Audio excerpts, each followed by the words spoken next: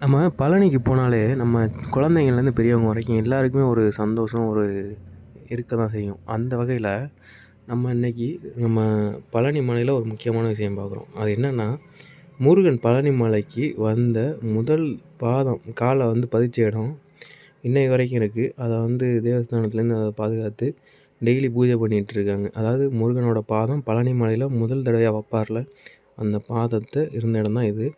இது அதிகபட்சமாக யாருக்கும் பார்த்துருக்க மாட்டாங்க.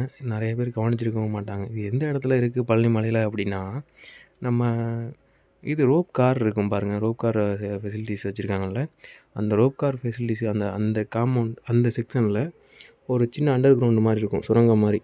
அதில் வச்சுருக்காங்க. ஆக்சுவலாக இது எங்கே கரெக்டாக இருக்குது அப்படின்னா, அன்னதானம் கொடுப்பாங்க மக்களுக்கு, பக்தர்களுக்கு. அந்த அன்னதானம் பண்ணுற இடத்துக்கு பக்கத்துலேயே இருக்குது. இந்த இடத்த நம்ம பக்கத்தில் போய் பார்க்க முடியாது. நம்ம ரோப் காருக்கு போகிற வழியில்